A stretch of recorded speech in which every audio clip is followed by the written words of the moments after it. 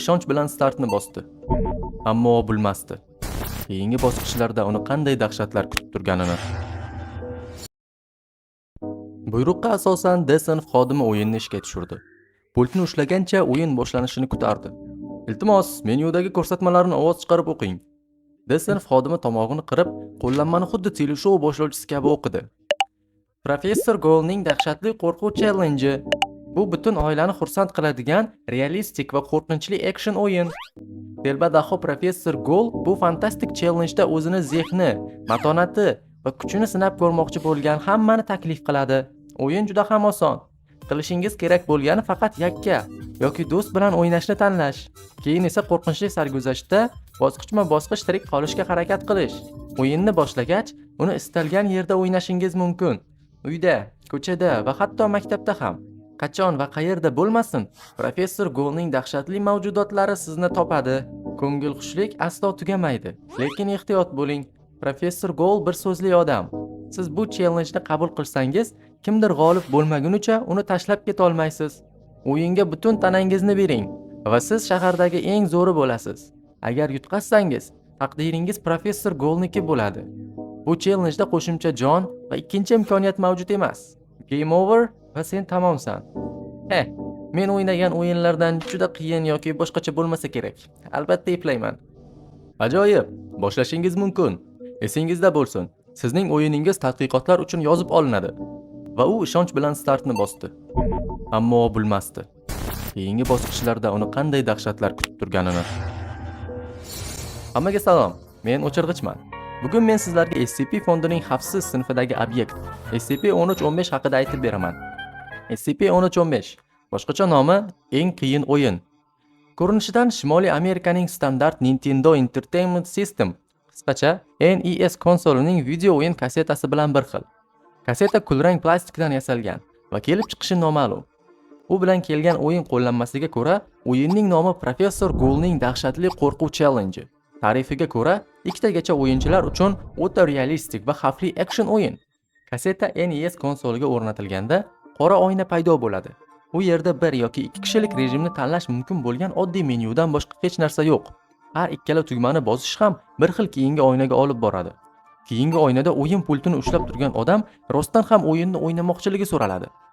Agar yo'q tanlansa, o'yin yana rejim tanlash menyusiga qaytadi. Ha tanlansa, baland tovush va bo'sh qizil oyna paydo bo'ladi. Bundan keyin ekranda boshqa hech narsa chiqmaydi. O'yin boshlangandan keyin tugmani bosganlar qiyinlashib boruvchi dahshatli challengening ishtirokchilari deb belgilanadi va o'yin haqiqiy dunyoda paydo bo'ladi. O'yin elementlari faqatgina o'yinchiga ko'rinadi. Bu challenge bosqichlar davomida o'yinchilarni har xil maxluqlardan qochish yoki jang qilishga undaydi. O'yin boshlanganda o'yinchilar yutmagunicha yoki yutqazmaguncha o'yinni to'xtatish imkonsiz. Konsolni o'chirish o'yinchilarni shunchaki o'yindan yordam olishlarini bloklaydi. O'yin maydonini jismonan tark etish qiziq hodisaga sabab bo'ladi. O'yin o'yinchining yangi joylashuvigacha unga ergashadi. Agar o'yinchi bosqichdan o'ta olmasa, o'yindagi dushmanlar tomonidan qo'lga olinadi. Bu o'yinning tugashiga sabab bo'ladi va o'yinchilar g'oyib bo'ladi. Hozircha o'yinchilar yutqazganidan keyin qayerga borishlari noma'lum. O'yin qo'llanmasida ko'ngilxushlik aslo tugamaydi deyilgan va o'yinni tugatish uchun nechta challenge bajarilishi kerakligi ham aytilmagan. Agar o'yinni tugatish imkoni bo'lsa, shunga qaramay, Descent xodimi 33-bosqichgacha yetib keldi. O'yinni boshlagandan keyin butun fond hududi Descent'ning o'yin maydoniga aylandi. Dastlabki bosqichlarda xodimni ta'qib qiladigan va qo'rqitadigan turli xil mavjudotlar paydo bo'ldi. Bu mavjudotlarga zarar yetkazuvchi foydali qurollar ham yaqin atrofda paydo bo'lardi. Ammo 7-bosqichda o'yinchiga hech qanday qurol berilmaydi. Yetmaganiga uni ikkita g'arazli niyatdagi kimsalar ta'qib qiladi. Birida bolg'a, boshqasida esa zanjirli arra. Nima? Quruq qo'l bilanmi? Axir bu adolatdan emas. Omadi kelib u 1 soat deganda bu bosqichdan o'tdi. 9-bosqichda esa mahalliy politsiyani eslatuvchi bir guruh qurolsiz erkaklar o'yinchining yoniga to'plandi va uni hibsga olishga urinishdi. Bu safar uning qo'lida o'qlangan tez o'tar qurol paydo bo'ldi. Nihoyat! Buni anchadan beri kutayotgandim. Doim quroldan o'q uzish hissi qanday bo'lishiga qiziqqanman. U qurolni oldi va dushmanlardan qutulishga urindi. Tirik qolganlar qo'shimcha kuch so'radi va 10 daqiqa ichida ular ham yetib keldi. Kelaveringlar, men esa o'ldiraveraman. Otishma 2 soat davom etdi. Bosqich u hamma erkaklarni va hatto madad kuchlarini ham o'ldirganidan so'ng yakunlandi. 12-bosqich. ko'rinmas, ammo agressiv bir kuch o'yinchiga hujum qildi. U jismoniy obyektlarni boshqarish kuchiga ega, hatto o'yinchini ham. 7-bosqich kabi bu yerda ham qurol berilmaydi. Quruq qo'l va ko'rinmas dushman? Qanday qilib bu bosqichdan o'tishim mumkin? Qo'llanmaga ko'ra siz 3 ta istalgan buyumni olishingiz kerak. Ular atrofingizdagi hujjatlar, rasmlar yoki taqinchoqlar bo'lishi mumkin. Shuni qiling va keyingi bosqichga o'tasiz. Yuruvchi simulyatorlarni yomon ko'raman. Desenf xodimi ko'rinmas kuch uloqtirayotgan obyektlarga chap bergancha binoni ko'zdan kechirdi. Axiyri u kerakli buyumlarni topdi va ko'rinmas kuch g'oyib bo'ldi. 16-bosqich. 4 ta gumanoid paydo bo'ldi va o'yinchini o'ldirishga harakat qildi. Ular SCP-1315 ning avvalgi o'yinchilariga o'xshash ekanligi qayd etilgan. O'yinchilar menga qarshi? Xudoyim, bu borgan sari asabimni buzyapti. Hujumchilar dastlab qurolsiz edi, ammo keyin atrofdagi buyumlardan qo'lbola qurollar yasashdi. Ajablanarlisi shuki, hujumchilar ko'z ilg'amas tezlikda hujum qilishardi. Ularda yana qattiq obyektlardan o'ta olish qobiliyati ham bor edi. O'yinchiga qurol berildi. Uni hafsalasini pir qilgan narsa shuki, bu oddiy durbin edi. Shuncha qiyinchiliklarga qaramay, xodim hujumchilarni durbin bilan tinchitdi. 27-bosqich atrofning o'zgarishi bilan boshlandi. Bosqich boshlanishi bilan o'yinchi o'zini tashlandiq shaharchada ko'rdi. Keyin bir nechta soyaga o'xshash mavjudotlar paydo bo'ldi va unga hujum qilishdi. Shunda xodim tushundi. Agar men juda tez harakat qilsam yoki ko'p shovqin chiqarsam, ular hujum qilyapti. Xudoyim, bu borgan sari jonimga tegyapti. U boshlang'ich joylashuvdan uncha uzoq bo'lmagan maydonni ko'zdan kechirib, maxsus qurol topdi.